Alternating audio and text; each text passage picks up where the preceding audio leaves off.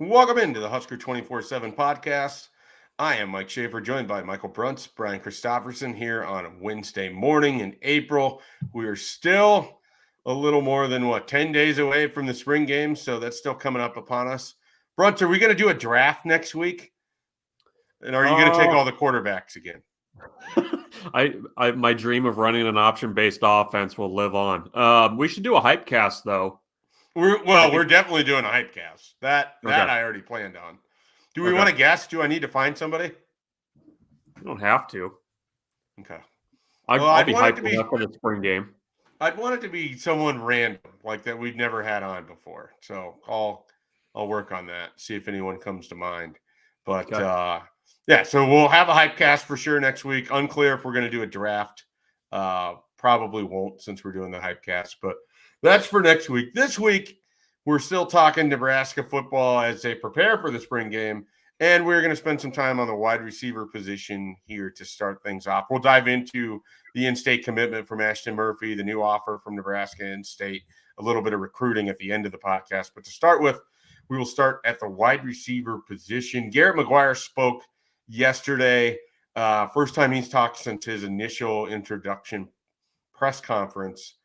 What did you guys make of Garret McGuire, and at what point will his age no longer be the defining narrative when we talk about Garret McGuire? I've moved on. Yeah. Have you moved on? I have too. I was a little surprised. I wasn't there yesterday, full disclosure. I was a little surprised at how many of the tweets and how much of the conversation was still about his age. I guess I don't care. At this point, like, he's Nebraska's wide receivers coach. I think he's going to do just fine with it.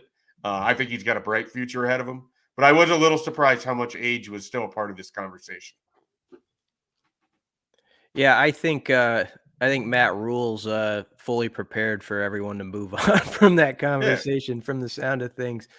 And I think that's fair. He's impressive when you go over there and watch him operate and just how detailed he is. I have a frog in my throat as I talk about it, but I think he's got the respect of those guys pretty quickly, and his office has become a hangout spot, for players to go over film and stuff like that. And he basically runs the 7-on-7 drills like in the second half of practice, and Rule talked about how he knows the progression of every position and all that stuff. And if you ask like DJ Moore to stand on the table for him, we got to stand on the table. Yes, I love it. Reference the other day, he said DJ Moore would stand on the table for Garret McGuire, and he wasn't afraid to coach $18 million a year guys tough. So I think people will move on from it pretty quickly once we get actually playing football, but we're in that time of year where it's sort of, people recirculate certain topics. I think I'm excited to see if DJ Moore's going to stand on the table for Justin Fields after those bounce passes this fall. But we'll see on that one. Bruntz, what are your thoughts on Garret McGuire? He's impressive. We've gotten to see more practice than we have in recent history, but I think he's very energetic. He coaches his guys hard. I mean, I think that's that, and it's not just him either. I mean, I think there's guys that are very, they're demanding. This is a demanding coaching staff. Is that fair to say?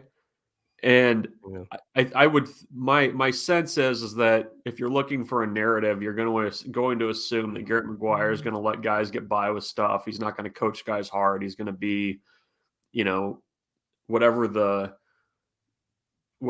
I guess, however you view a 24-year-old or what they should be like. But I mean, this is a coach who is, very mature beyond his experience.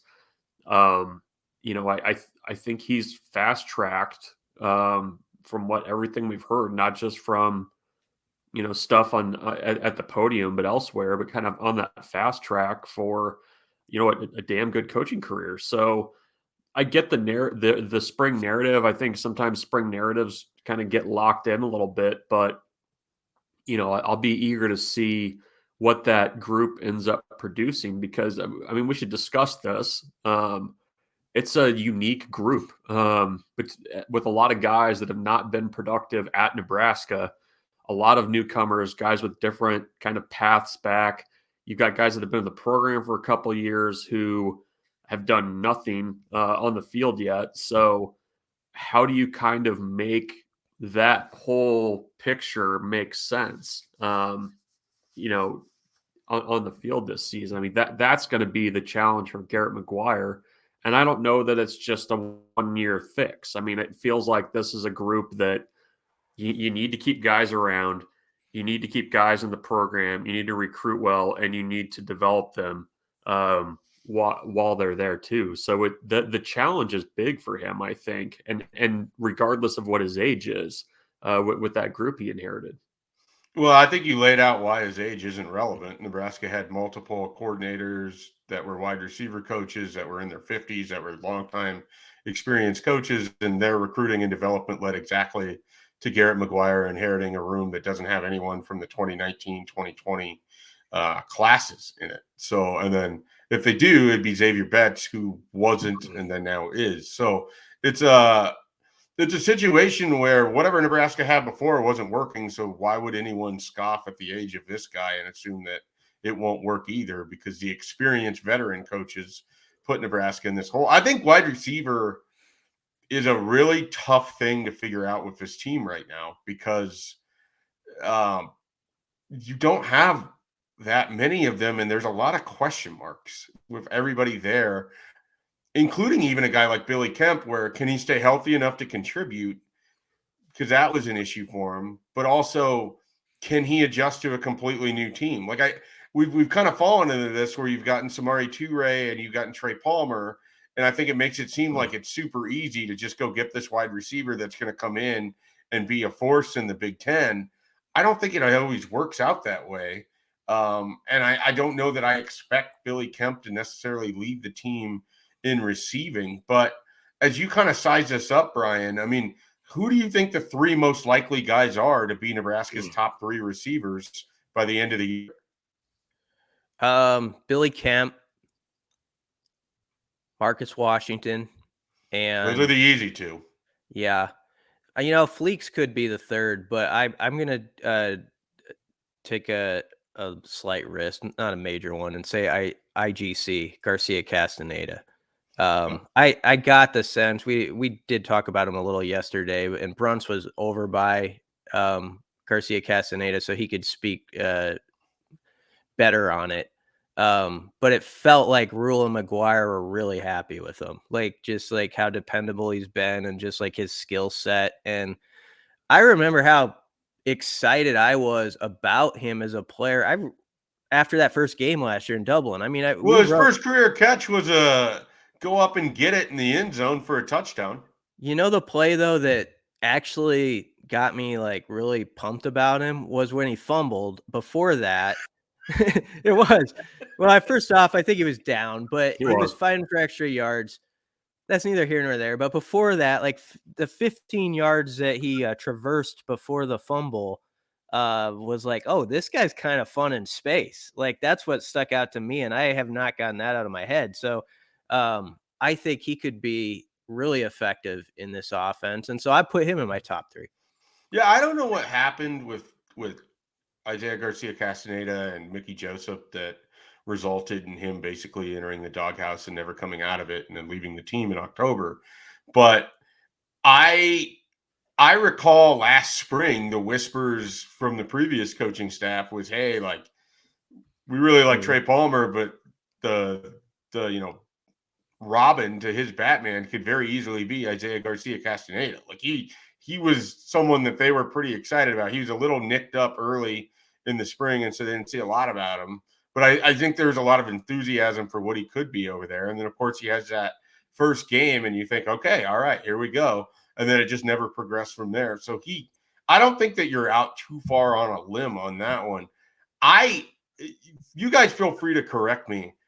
I don't view Joshua Fleeks as anything more than a guy who can kind of help set a tone for that room and sort of help Garret McGuire, at least in terms of giving him a veteran leader that can kind of, run what he needs to run and show the other guys what they need to be doing kind of thing.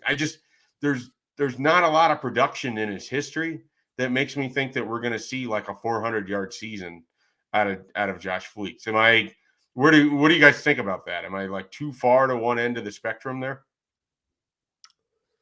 I don't know. I mean, you're right. The production he hasn't put up big numbers in his career. I mean, I think he's going to have more opportunity at Nebraska than what he's had. I think he has a potential role on special teams as a returner if he keeps on the trajectory he's on. I get the sense that this offense is going to be a little bit more democratic in the way that the ball's spread around than what we've kind of seen the last few years. I mean, I don't. What do you mean by that? Well, I just don't think there's going to be. You're not going to have like 40% of the balls going to one player like it was with Trey Palmer. Like I think it's going to be spread around a lot more. I think it's going to be. I can see Billy Kemp leading the team in catches, but maybe not yards. Like I think that's the kind of receiver that he can be. We haven't mentioned him. I mean, there's still a road back for Alante Brown. He's not with the team right now, but that's still out there.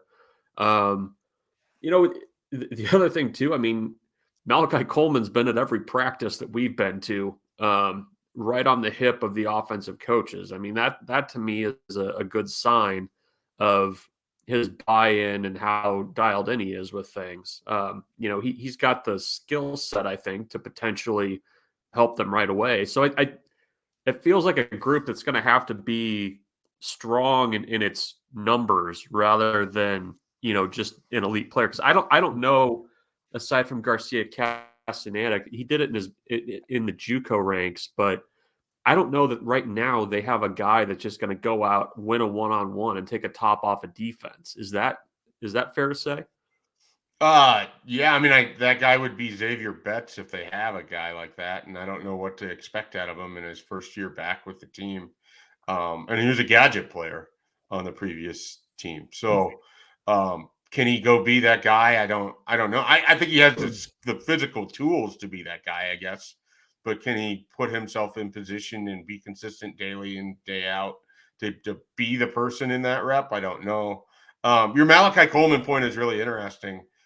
I wrote about this for something else the other day, and you kind of just forget, like, he's going to be there in June, and the receiver room isn't so deep that if he's able to flash early potential, like, they're going to give him that opportunity.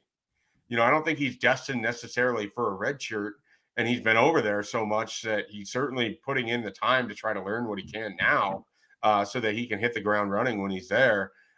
He's certainly someone that's interesting. A guy that I know Brian Christopherson has liked quite a bit since he emerged last year, Marcus Washington. I think he's a really good number 2 wide receiver. Like, does that make sense? Like, I don't know that he can – I don't know that he's a dependable go-to catch 7 balls a game kind of guy. But he can help you out as an outside wide receiver, and I think you're going to get some production there. I just don't know. Nebraska's been blessed the last couple of years to have these kind of stars at wide receiver. I don't know that they're going to have that in 2023, but I think you can probably spread it out enough that you can get enough production by committee. But I just don't know that there's a go-to guy in critical situations for him. Maybe that's a good thing. I feel like it's gotten a little top heavy. Yeah, it has. Yeah, you're right.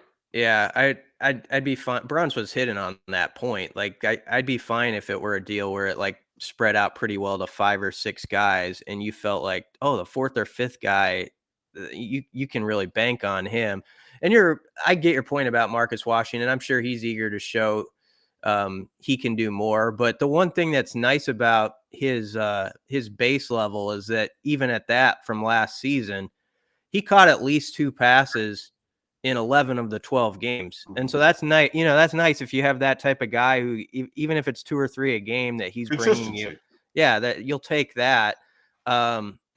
Betts, it sounds like, is doing all the right stuff, off the field and really kind of getting back into it. And I would say that the best thing I can say there is when you watch him practice, he doesn't look like a guy who's been out of football to me or anything like that. And I always think of the Xavier bets it's actually the first half of that game they blew at Michigan State when the punt. But the first half of that game, if people remember, unless I'm misremembering it, but Xavier had he was a problem for the Spartans. Yeah. But then he had kind of like an injury and he didn't play the fourth quarter in overtime or something. Yeah, he did. He kind of did. I can't remember exactly what transpired, but he did disappear later in the game.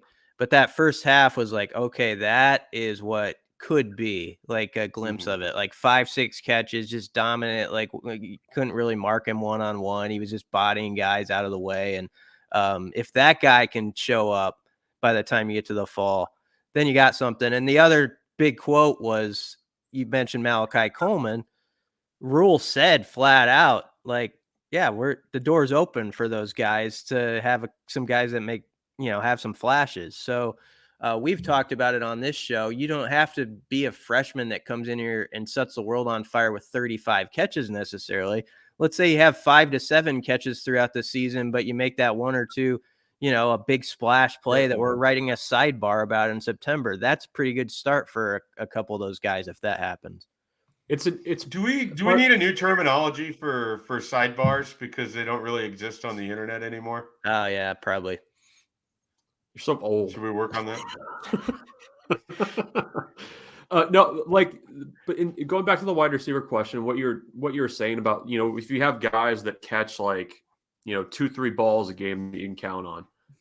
I mean, if you're combining that with a tight end group where, we've heard that they're going to play a lot of 2 tight end sets, maybe some 3 tight end sets. And you can kind of mix that in with what you've got at wide receiver. Maybe you get Ramir Johnson involved in the passing game, get the backs involved. I mean, I think that's a pretty good holistic approach on offense that you can work with that in the passing game. I mean, I think they're going to have to. I just don't know that there's there's not a guy that's going to go, have at least every game probably a 7-catch 100-yard game. It's just not going to be happening. So, and I think too that also plays into what they think they have at tight end. I mean, I think they like that group. I think if you get Eric Gilbert eligible immediately, you've got Fedoni there. I think they feel good about kind of what that picture looks like too. So I think they can make that work, even though it's maybe not, the passing offense that we've seen of the last few years, where you have a guy that's pushing that 1,000-yard mark. Now, the question that has to be asked when we have this discussion, and I think it's a fair one, does this offense have a playmaker yet? And do we know who that is? Because we can talk all day till we're blue in the face about how they have enough guys to, put together a passing attack and all of it. But we've seen teams in Nebraska in recent history that you can't chunk your way down the field all the time, especially if your offensive line isn't very good. You got to have some big play threat to it. And I don't know who that guy is necessarily. I want to say A.J. Allen could be that guy, but I don't know if he's going to be the starting running back. I don't necessarily know who that guy is in the passing game. It could be a Malachi Coleman if he emerges, It could be an Isaiah Garcia Castaneda, but you guys know what I'm talking about. You got to have someone who can get you some chunk yardage, rather than just relying on 7-yard catches to move down the field. I think the biggest thing is honestly going to be if they can find that QB who not only values the football, but he just has a knack for extending plays. And whether it's to me, I mean, we're talking about chunk plays here, and I get that, the explosives. But to me, the biggest thing is, can this be a team that on 3rd and 5 has a sort of QB who in those situations is just a bear for the defense to try to defend? He's going to find a way to get 7 yards to the sideline, move the sticks, or he'll extend it and he'll hit his tight end for a 10-yard pass. I think that a lot of it's going to come down to that. And that's why I would say one of the biggest things that I didn't know anything about with the Rule staff when they came in, but we've learned, is the QB run game is going to be vitally important, and I just didn't doubt that could be a possibility, but I had no idea where they stood on it. But I think when you listen to even Satterfield, talk in January about like having that sort of weapon that gets you out of the quicksand on days when your offense is kind of scuffling a bit. It's just going to be so large. And I think that's also why it's been a good spring for Heinrich Haarberg, because it fits his skill set really well. Yep, absolutely. I agree with all of that. And that's something that kind of remains to be seen, what a Jeff Sims could look like in that situation if he were to be the guy. All right, we're going to take a quick time out here. When we come back, we're going to dive into some recruiting, some in-state recruiting. Nebraska picked up commitment number 3 on Tuesday night. Ashton Murphy from Elkhorn South joins the class. We'll discuss that. We'll talk about the newest offer that went out in-state and a little bit more recruiting-wise when we return here on the Husker247 Podcast. Recruiting time. All right, Nebraska picks up a commitment. Ashton Murphy. Brunt, you and I saw Ashton at the Warren Academy thing in January when they had a event for kind of the top guys in the state to come work out, show what they could do, put some combine testing numbers up there, and kind of, you know, in some situations, elevate a profile. Ashton Murphy was someone I really wanted to see that Sunday. We watched him. We watched him go through a series of drills and the combine workouts, and you could tell that he was pretty well put together. The numbers didn't blow the doors off of anything. Like, it wasn't like he went out and had these massive testing numbers. You could just sort of see that physically he was pretty well put together. I know that he was a big part of what they were doing at Elkhorn South, and the coach there felt pretty strongly he's a Power 5 guy. What were your impressions, if you remember, of Ashton Murphy?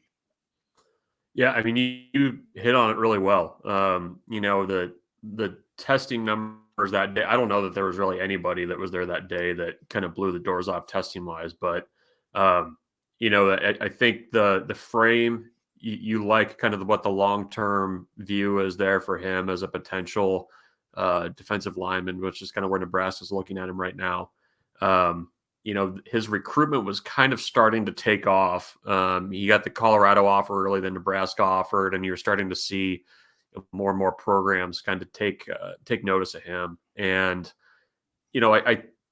he's a guy to me that if things had kind of dragged on into the spring evaluation period, you'd probably start seeing some bigger offers, or more Power 5 offers, I should say, coming his way. But, I think Nebraska did a really nice job of recruiting him quickly. I mean, I talked to him after he made an unofficial visit to Nebraska in the spring, and they did a good job of really kind of hammering the academic side of it. That was a really big thing for him. And I know that he came off that visit feeling really good about the staff, because that was really the first time that he'd been around him a lot, but making sure that everything kind of around football made a ton of sense too. And for kind of how he fits into Matt Rule's profile and what they evaluate for, he's also a thrower. I think he told me he was already throwing over 55 in the shot, was starting to do discus.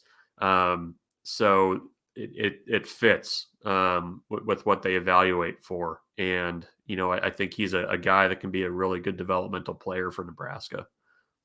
Can I ask a really stupid question that maybe you guys might be able to answer, or one of our listeners would be able to answer? What is it? Because Nebraska is far from the only staff, and previous Nebraska staffs have felt this. I've seen it from other coaches.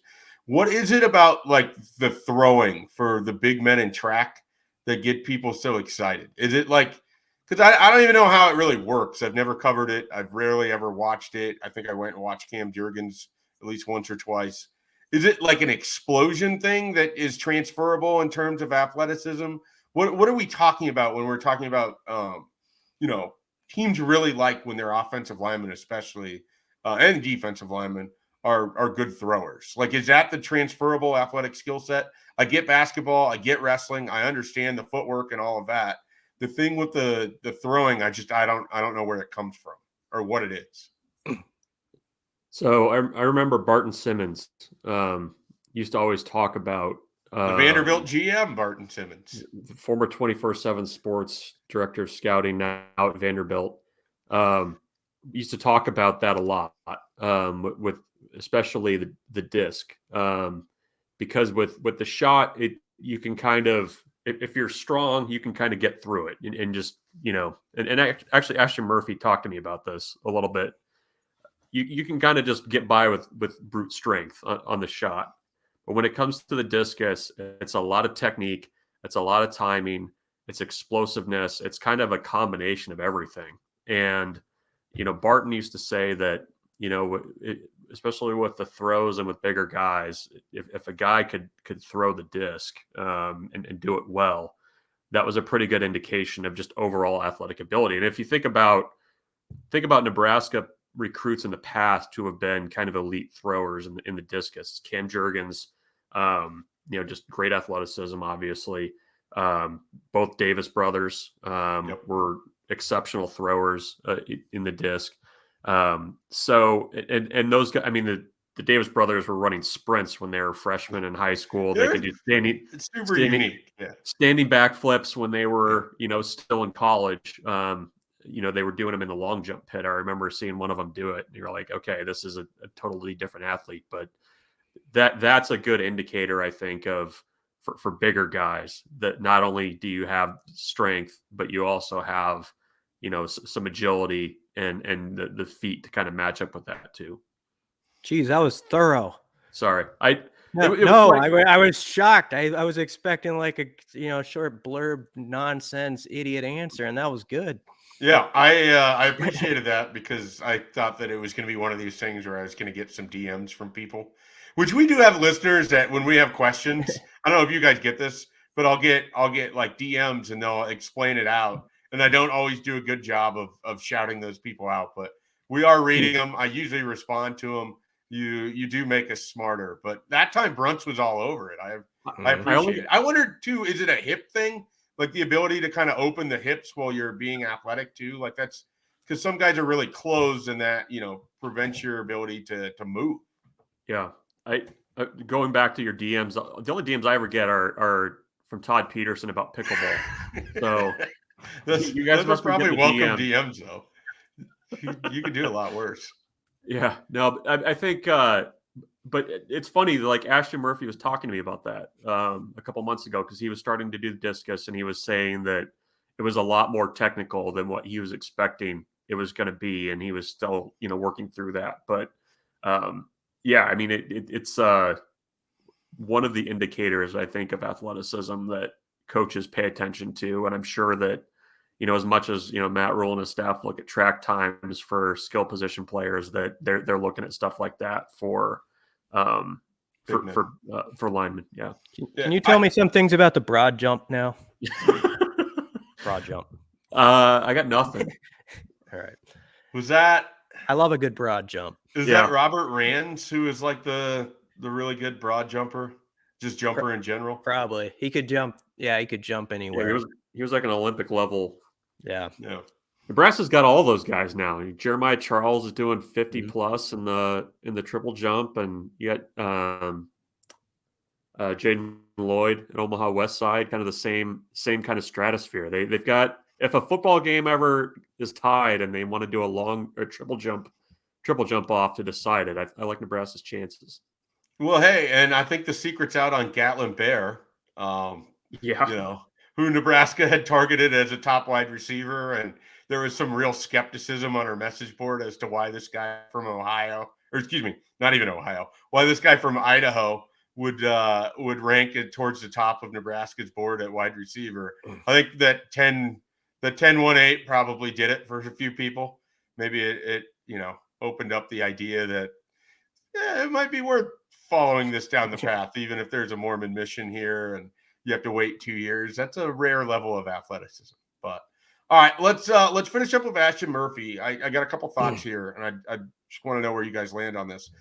He reminded me a lot of Mason Goldman, who Nebraska took at the very end of their class in the 2023 class.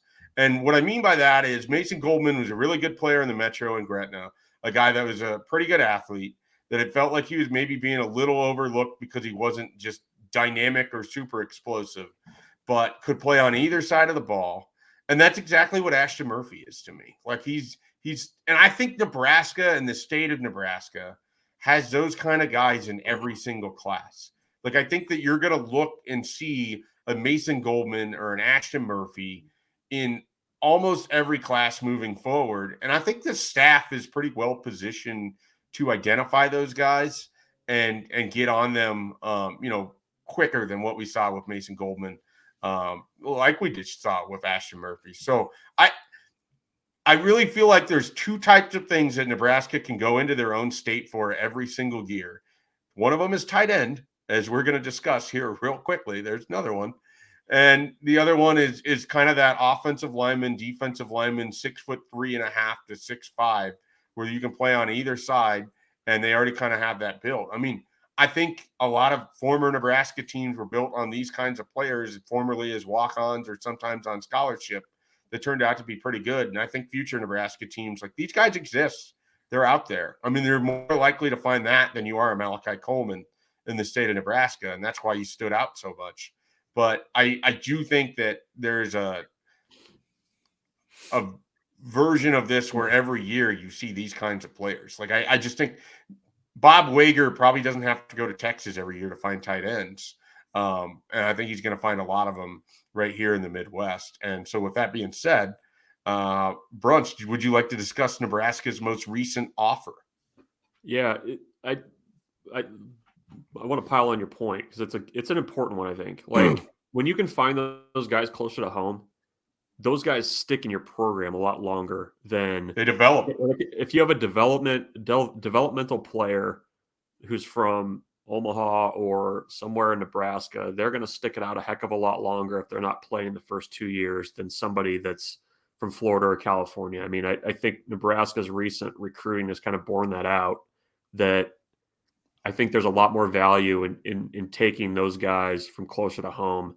And if Matt Rule is going to have what he believes is a truly developmental program, I think those are the guys that you need to start stacking early on, get them in your pipeline and start bringing them along. And I mean, you've seen this spring, the numbers aren't where they like it at offensive line. They need this class coming in, the Sledge, the Knutson, to be ready to go in a couple of years. And you look at the last few portal classes that have left Nebraska, it's been a lot of those types of guys that, have gone home because it's easy to do that when you're from farther away. So I think it absolutely makes sense to offer those guys closer to home, get them in the program, and just start bringing them along. Yeah, I agree with all of that. I really do. Sorry. So tight end offer closer to home. Eric Ingerson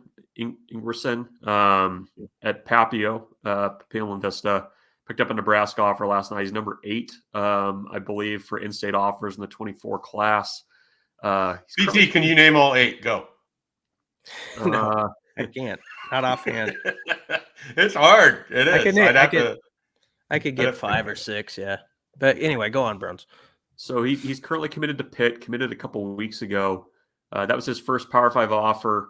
And Nebraska is going to see if they can get in there and see what they can find out. I know, Brian, you exchanged some messages with him kind of about where things stand, but he's 6'7", 235, 240. Kind of an interesting frame, but what's Nebraska see in him long-term potentially? Yeah, he just mentioned in the message exchange it was DL or D-line or tight end, and he got the offer from Matt Rule specifically. And I kind of asked, it was at a text exchange, so those sometimes you only get so much information out of those, but I asked sort of what he's thinking with the process with being a Pitt commit and all that, and he for good reason probably didn't want to go too deep into that right now. He's just going to he's just going to work hard and let the process play itself out. But I have to think Nebraska's got a pretty good chance with an in-state guy like that, and it clearly meant a lot to him that he got that offer. And Bob Wager, who was mentioned earlier, I think is finding, as you guys said, that there's pretty good tight end prospects around this state. It just feels like they're everywhere. They really are. I mean, I keep joking I'm going to do a story about this, but you can go back to Austin Allen and start there, or even Noah Fant, and you can draw a pretty impressive run of tight ends just from the state of Nebraska, or if you wanted to include Council Bluffs as well as kind of the metro area, they've had a number of Power 5 tight ends, and I don't think it's stopping anytime soon. I think this guy in particular is the kind of player that Nebraska, this staff would have wanted in camp, but probably wasn't going to get without having an offer here. So I think that he and future versions of him would have been in camp, and they would have seen him as a freshman or a sophomore or a junior well before this point. But you don't have that sort of opportunity when you show up in December. And so I think that he was someone that they invited, to their stuff early. He's not someone that's been ignored by any means by this staff or the previous staff, who identified him as someone to know too.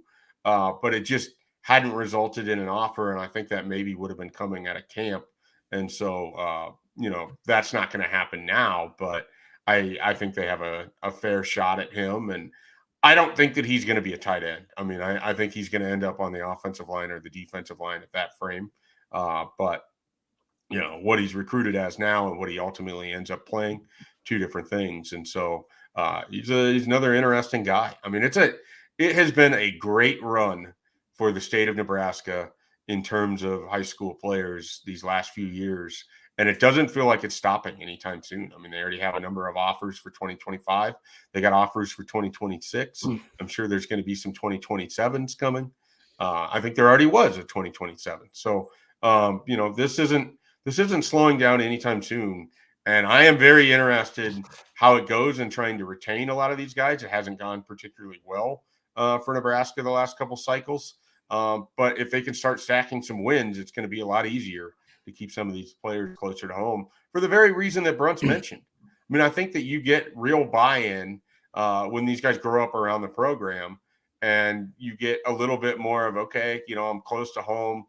My family's here. My girlfriend's here. People know about Nebraska football here.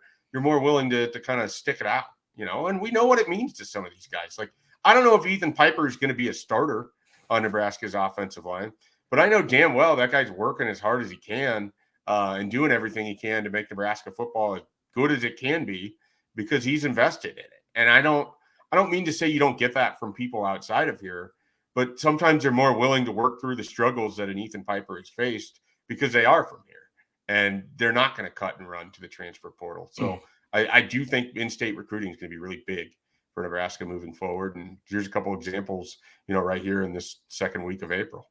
Anything else you guys want to hit on recruiting wise before we shut down this podcast for today?